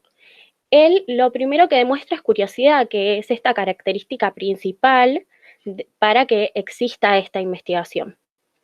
Entonces él lo toca, lo huele, lo prueba como última instancia y decide si le gusta o no. Y ahí corrobora las hipótesis que tenía anteriormente. Entonces, si esto le agrada, lo sigue probando y si no, él ya toma esa decisión de rechazarlo la próxima vez que le presenten este objeto, ¿no? Y así empieza a conocer. Luego se expresa su conocimiento por medio de lenguajes. El primer lenguaje son los quejidos, los llantos, y así se empieza a comunicar primero con sus padres los primeros meses, que a veces a mi primo, que cuando era chiquito decía una palabra que nadie entendía y yo decía, no, está diciendo que quiere tomar agua, que quiere tomar la mamadera. Son lenguajes del propio hábitat de la familia que se entienden, ¿no? Entre ellos. Pero si una persona externa los oye, no los comprende. Luego habla de los lenguajes en diferentes contextos sociales, ¿no? Empieza a hablar de que todos tenemos en diferentes contextos sociales, pone, por ejemplo, una familia de clase media y campesinos. Entonces, él habla. La familia de clase media tiene como lenguaje la escritura y la lectura, ¿no? Y dejan un poco de lado lo que son las expresiones corporales, artísticas, mímicas. Mientras tanto, los gauchos, pone por ejemplo, en un ambiente de comida familiar, dice que no hablan, sino que ya con los gestos, el estar callados, el estar tranquilos, se pueden comprender entre ellos. Y acá es cuando él nos dice que, claro, lo vemos todo muy bonito hasta ahora, pero que metiéndose un poco en este aspecto político, que comencemos a pensar de que en la realidad no siempre es todo tan tranquilo, tan calmado. Y ahí habla de la clase dominante, ¿no? Que se propone como modelo a seguir en todo sentido. Entonces él dice, bueno, la clase dominante es el que está arriba en la estratificación social de la pirámide, que muestra sus lujos, muestra cómo vive, muestra cómo habla. ¿Y qué pasa? Por ejemplo, el campesino quiere ser o quiere proyectarse a ser como es esa clase dominante, pero se le meten muchas trabas, no es tan fácil llegar a ella. Y pone un ejemplo muy interesante que es sobre el Corocello, no sé si lo estoy diciendo bien, que era un programa de 10 minutos en la televisión italiana, creo que fue del 57 al 87 más o menos, en donde eran pequeñas partes de animaciones o a veces sí había personas reales en donde se mostraban lujos, se mostraba que el piso brillaba, había chicas bonitas,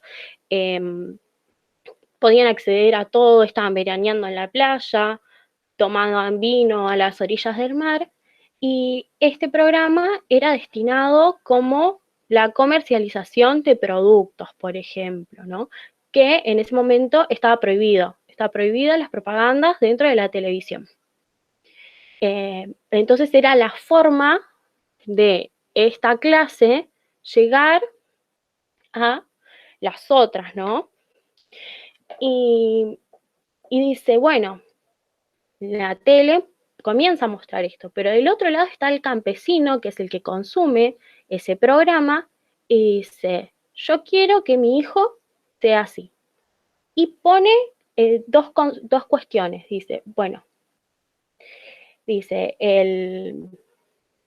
mi hijo va a llegar así, lo voy a mandar a la escuela, y no importa si soporta humillaciones o lo que sea, tiene que llegar así. Pero luego se encuentran con una frustración, ¿no? Porque produce frustración ver que pasa el tiempo y que no llegas a ese mismo estado económico que el que te muestran en la tele. Y bueno, hay parte de que la escuela es el primer momento de encuentro, ¿no? Él dice, bueno, la escuela, luego de estar mucho tiempo en tu casa, de aprender mediante la investigación, de la exploración, de comprobar nosotros las cosas mediante el juego, la escuela tiene que abrirte ese panorama a poder relacionarte con personas que son de diferentes culturas, que el docente te guíe, que en las decisiones, poder aprender mediante el juego, y es algo que en la realidad no pasa, hablando de este contexto, ¿no? Entonces él dice que la escuela es interruptora de la investigación. Bueno, empieza hablando de que se dice que se pone un stop a los juegos y que hay que trabajar. Entonces, el chico se encuentra entrando al aula en donde él empieza a aprender, pero ya no es mediante el juego, mediante la exploración como hacía antes. Te presentan un texto, la única que habla es la docente, y hay que trabajar, no importa si estás frustrado, hay que llegar a los resultados, ¿no? Y que el juego era solamente una tontería. Luego comienza a hablar de que la escuela también selecciona el tipo de lenguajes con el que quiere que el niño aprenda, ¿no? El lenguaje, por ejemplo, el oral y el escrito. Pero deja de lado lo que son las expresiones corporales, como la música, el poder dibujar, toma el dibujo como solamente una actividad banal en donde no pasa nada. Y entonces luego hace como una lista de estructuras sobre las cuales ejerce violencia la escuela, ¿no?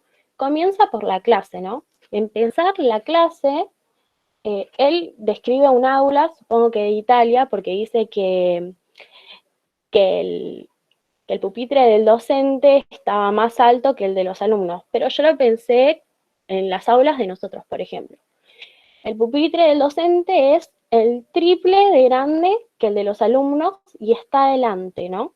Y las hileras donde están sentados los niños son 3 hileras, donde no puedes hablar muy bien con el de adelante porque lo tenés de espaldas, con el de atrás te tenés que dar vuelta, y es imposible tener una comunicación, y tenés a la docente que te está diciendo, chicos, no se habla, escuchan lo que yo digo, y da una exposición. Luego habla de los libros de texto, ¿no? Que él dice que más que libros de texto son libros de respuestas, porque estás dándole al chico un libro en donde no problematizas nada y directamente lo leen y contestan las preguntas mismas que hay en el libro, que con otra vuelta de leída o ni siquiera sin volver a leerlo las puedes encontrar fácilmente. También habla de las falsas investigaciones, ¿no? Que hubo docentes que le presentaban a él investigaciones como, mira, los chicos hicieron una investigación sobre los sumerios. Y él les pregunta, bueno, ¿cómo fue esta investigación? Y las hacen a partir de textos seleccionados por la docente que tienen que seguir al pie de la letra, o sea, no hay investigación ahí. También habla de las mariposas, que esto es muy interesante porque también viene a colación de los tipos de lenguajes que elige la escuela para presentarles a los niños, ¿no? Bueno, y acá están las imágenes, ¿no? En el primer cuadro vemos mariposas, el movimiento de los primeros años en los que los niños habitan este espacio de la escuela, ¿no? Vemos muchas mariposas de diferentes tamaños, algunas con caras. Y en el cuadro 2, que es el que está al lado, son las mariposas hechas por la docente, ¿no? Este es el modelo que los chicos dicen, tengo que seguir este porque este es el que realmente está bien. Y termina en este cuadro 3, en donde el niño aprendió a dibujar de esta manera, o sea, anuló totalmente la forma de expresión que tenía anteriormente, y dibuja de esta forma replicando lo que hace la docente porque para él es lo que está bien. También muestra este cuadro, ¿no? Es un dibujo de una niña en el último curso de la escuela de la infancia. Y el que está en el cuadro 5 es el dibujo de esta misma niña a lo largo del tiempo, cómo se perdió ese lenguaje de poder expresar lo que siento a través de otro medio de comunicación, porque ellos están comunicando en base a eso.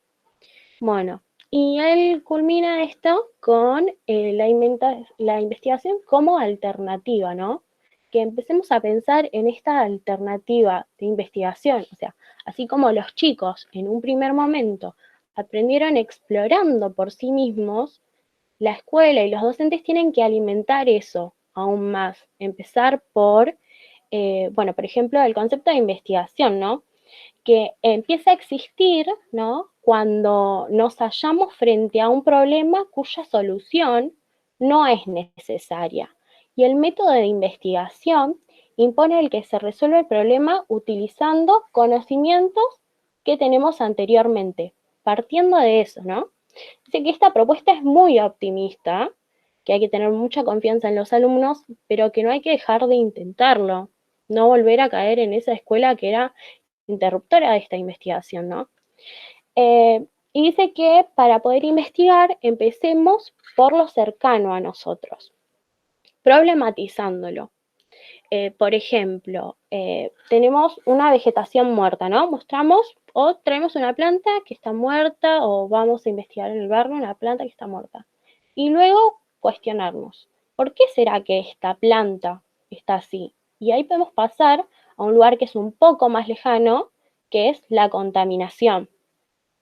Partir de lugares cercanos para ir alejándonos aún más y enriquecer nuestros conocimientos, ¿no? Y que ellos lo carguen de sentido, porque, por ejemplo, también tomando a los fenicios, que era lo que una docente mostraba una investigación, que era solamente sacarlo del libro. Bueno, él dice, bueno, podemos investigar los fenicios, que es algo más lejano a nosotros, pero no solamente con un tipo de texto, podemos ver diferentes tipos de textos, podemos ver arqueología, podemos ver las lenguas que hablaban ellos, las tradiciones que tenían, cargarlos de más significado y partir, bueno, también de los que los rodea, también nos hace ver en dónde podemos ver las prácticas del lenguaje, la matemática, las ciencias, los problemas matemáticos cotidianamente, y que para que esta investigación sea se lleve bien a cabo, hay que saber trabajar en grupo. Y eso empieza por la docente misma. Y la docente sabe trabajar en grupo, puede comunicárselo a los alumnos.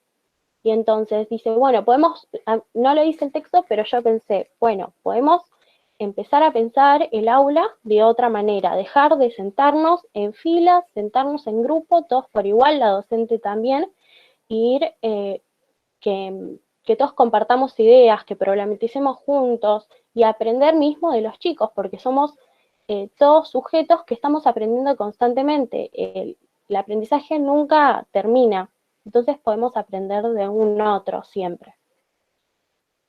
Bueno, y creo que ahí termina. Y me pareció muy interesante, ¿no? Que creo que es algo que estamos viendo desde el inicio de la carrera, esto de problematizar siempre todo y no quedarnos en esa escuela vieja, que seguramente hay docentes así todavía, pero poder salir de eso, de esa escuela que no les aporta nada a los chicos, ver sus lenguajes, si lo que a ellos les gusta es dibujar, ver cómo ayudamos a que ellos no repriman ese dote artístico que quizás ellos tienen y caigan en, por ejemplo, las mariposas que no tienen ningún sentido. Así que me parece buenísimo este texto como para pensarnos en las aulas.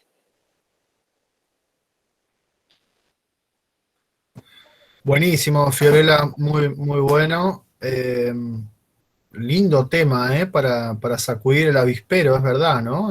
Parece un texto provocador, sobre todo con el ejemplo de las mariposas.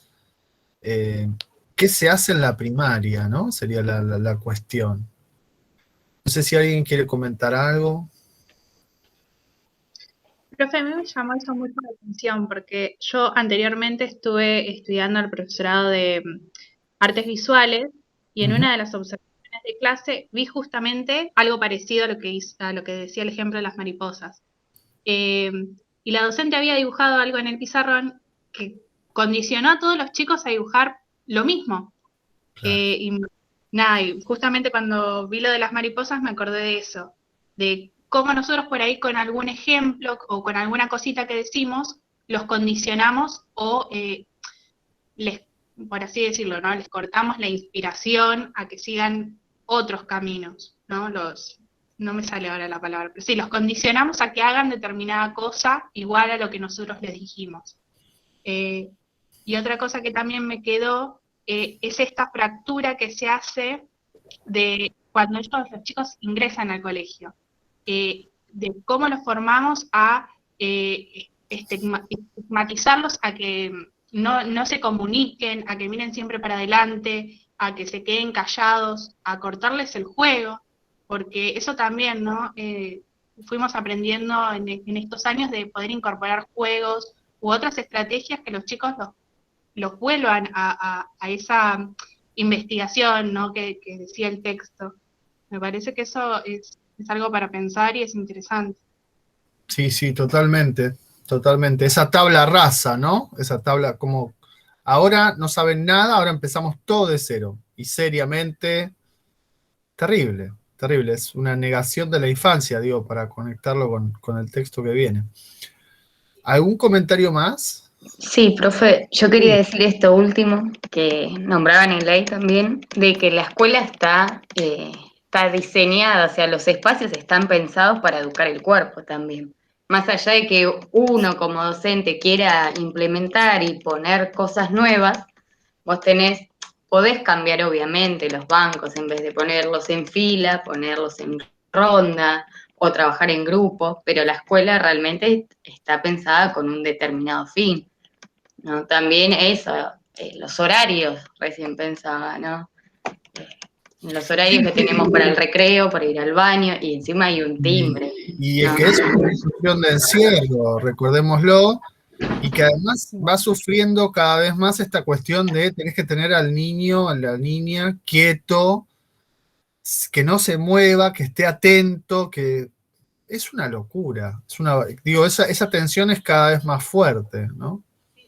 Sí, aparte en los recreos, como ser, no corras, no saltes, no, todo no, esto no se toca, esto no se hace, esto no, todo un no. Pobre pibes, o sea, aquí tiene que estar hecho una estatua, duro.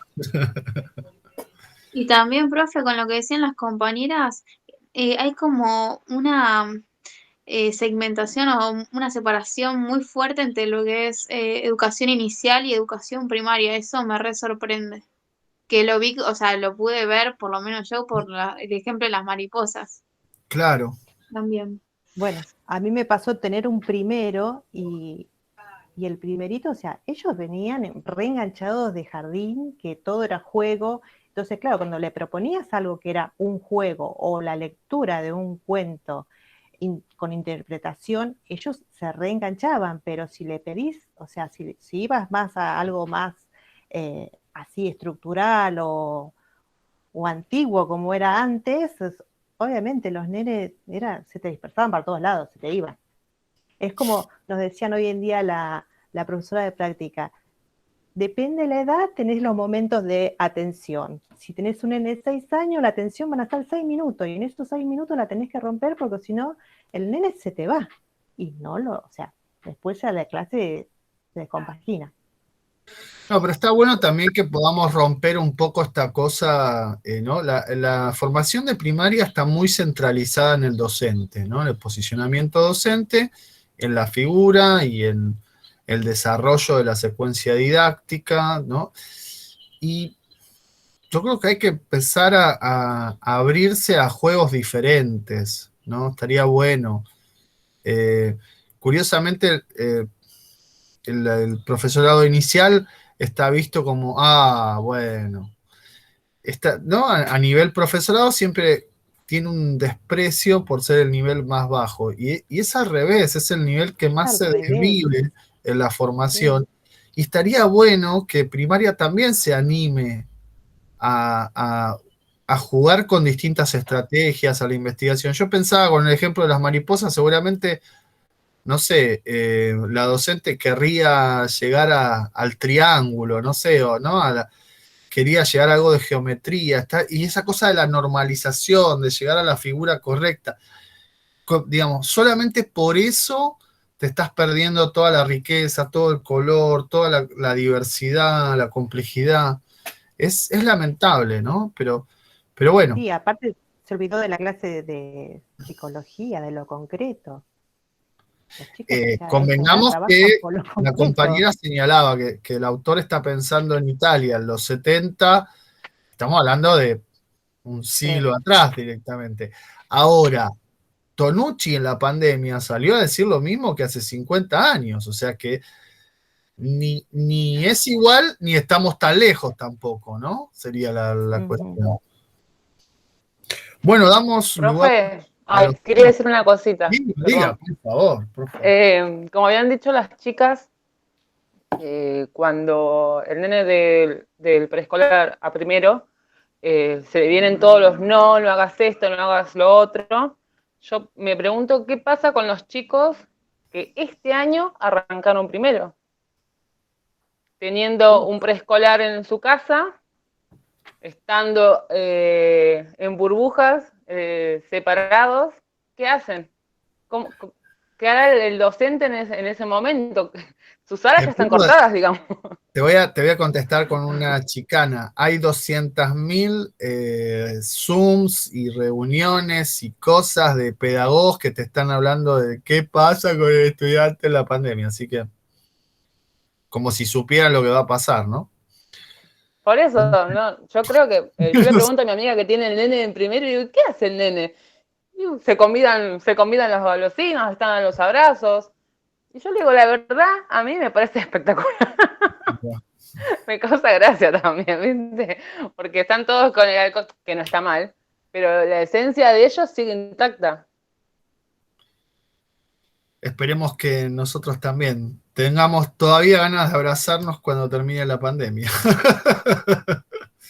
Bueno, Lozano, vamos, que no nos queda mucho tiempo, si no después no se va a hacer un choclo esta clase. Sí, ahí voy.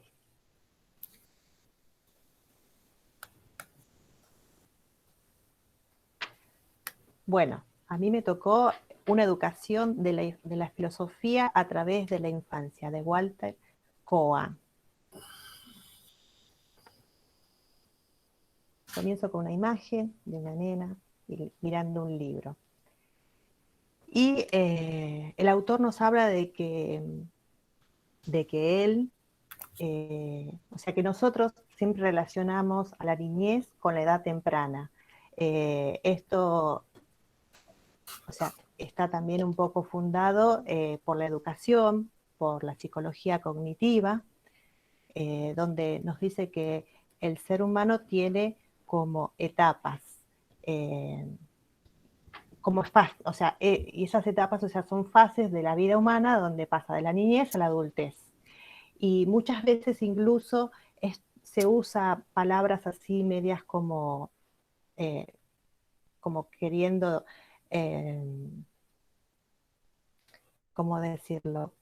Como si fuese como un insulto, frases como diciendo, no seas tan infantil, che, como si lo infantil fuese, o sea, tener infancia o ser infantil o tener esa forma de pensar fuese algo malo. El autor Agamben tiene 13 categorías: experiencia, lenguaje e historia e infancia.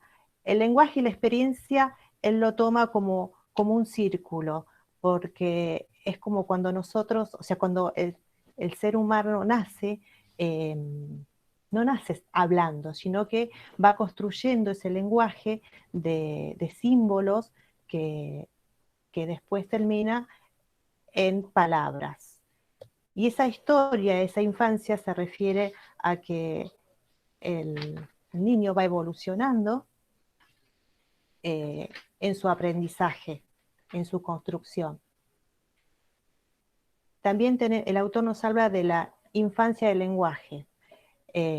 Dice que el niño, o sea, el ser humano carece cuando nace el lenguaje, que es, digamos, en las búsquedas de ese lenguaje, que el ser humano se convierte en sujeto cuando adquiere ese lenguaje, cuando se apropia de la palabra. Educación y filosofía, ¿por qué? Porque es como que la filosofía se encuentra con que en la infancia los nenes tienen esa curiosidad, esa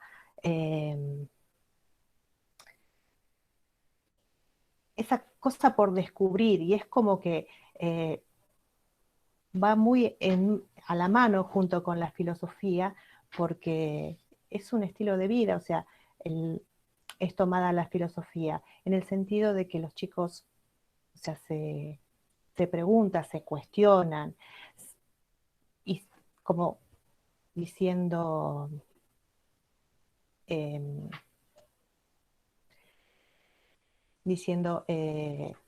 y puede ser diferente, ¿y por qué será esto así? O sea, tienen un cuestionamiento que lo van perdiendo a medida que crecen. El autor también se refiere, o sea, que no es que uno, a tomar la infancia como que es un estado que tiene un comienzo y un final, sino es que como que estaría bueno que aún siendo adultos conservemos esa infancia interior que nos haga cuestionar y preguntarnos muchas cosas que a veces no lo hacemos. Y estas son las cosas que de repente los nenes se preguntan, como si, haz de cuenta que, y si acaso las cosas fueran de otra manera. Tienen un pensamiento tan libre y tan natural que se va perdiendo a medida que nosotros vamos creciendo. La educación. En la educación la filosofía lo ve como un comienzo, como un nacimiento, porque así, o sea, es como que te da la posibilidad de construir seres pensantes, que se cuestionen, que se pregunten, seres independientes.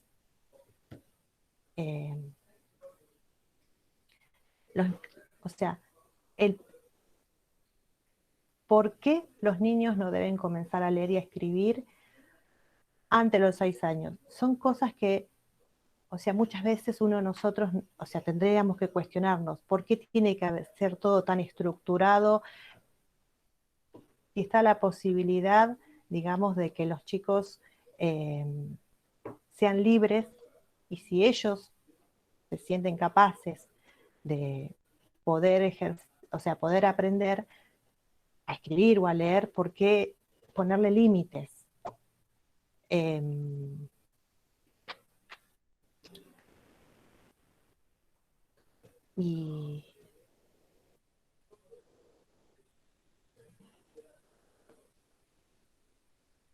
Y también, o sea, nos habla de la experiencia, o sea, la experiencia que es todo lo que tenemos, todo lo que al nacer vamos adquiriendo. Bueno, dejo de compartir.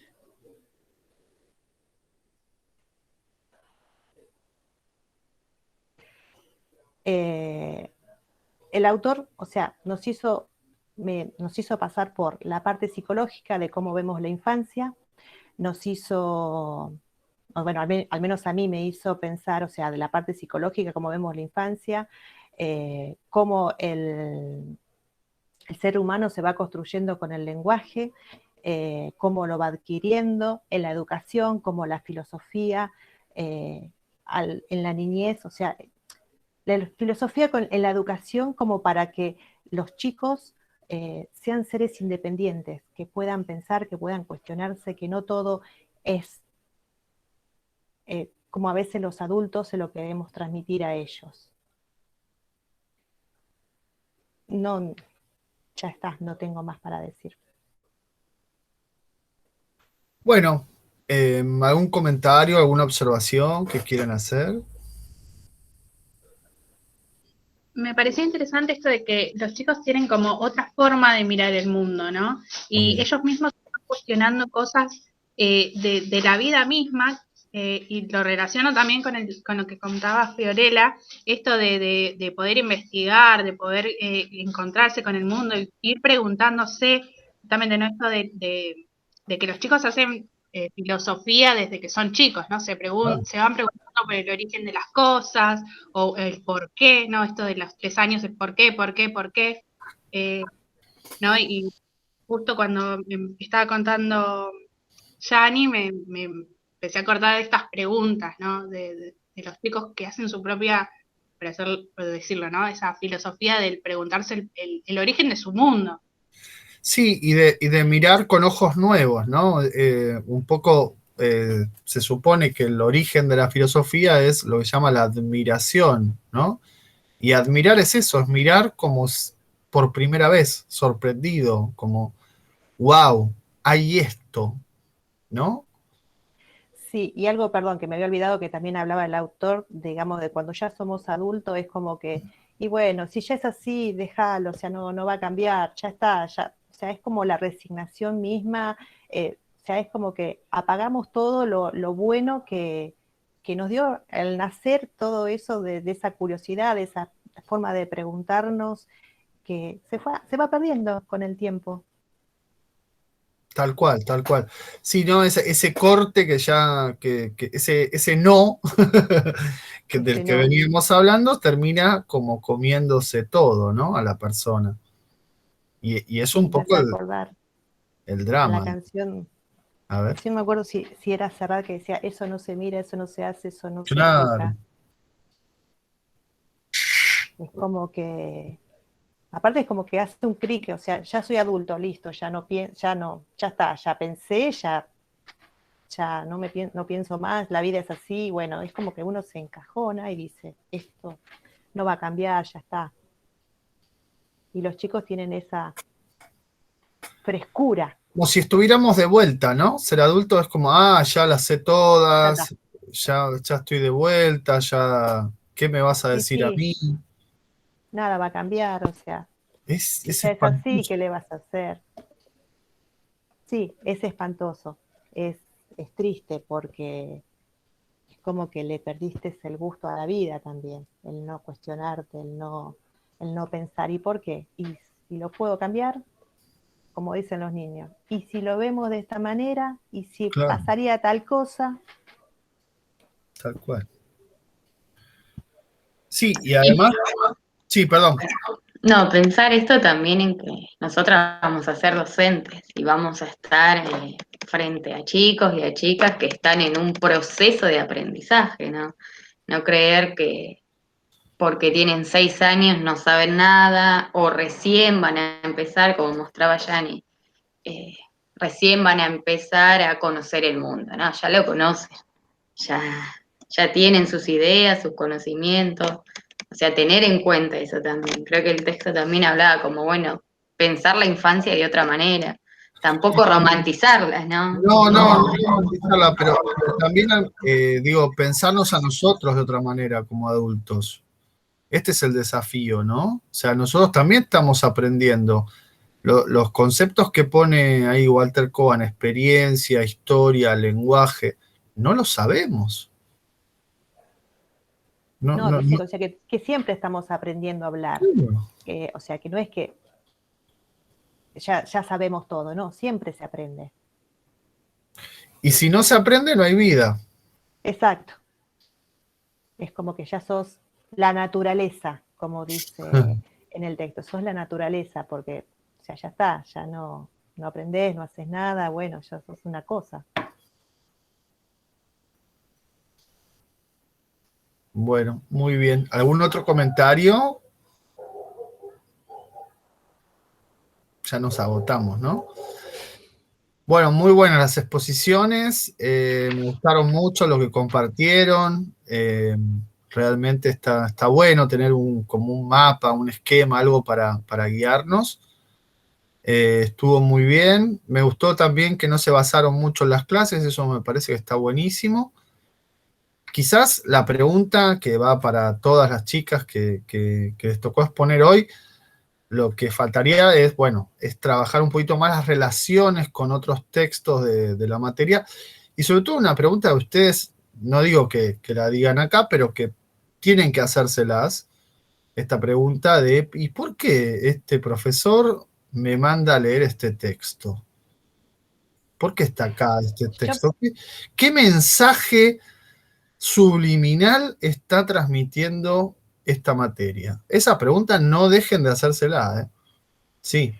No, sí, lo que pasa, profe, es que, digamos, a mí de repente el texto que me tocó es como que te está diciendo, nena, despertate, vas a tener chicos al frente, no seas adulta y le quites toda esa frescura que tienen los chicos, y tienen que ser chicos pensantes, independientes, que sepan elegir qué es lo que quieren, y no esa estructura, o sea, por ahí la que me criaron a mí, o como es,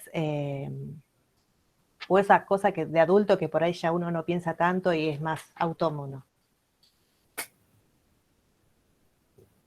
Sí, Entonces, sí. como que sí, y si escuchamos los textos de todas las chicas, todo tiene que ver con todo, porque empezamos a hablar desde lo político hasta la niñez, pasamos por todo, hasta cómo se da o sea, nuestra compañera anterior, o sea, habló de Tonucci, de las clases, cómo, o sea, uno se presenta, también ella habló mucho sobre esto de que no sea algo estereotipado, sino que sea algo que se problematice, que no sean esas clases que no tienen, o sea, no te dejan nada.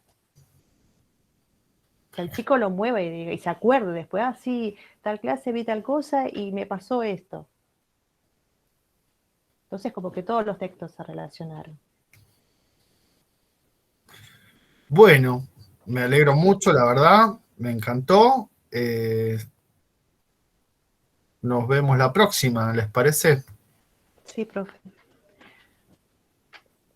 Bueno, saludos a todas, saludos, profe, buen fin de semana para todos.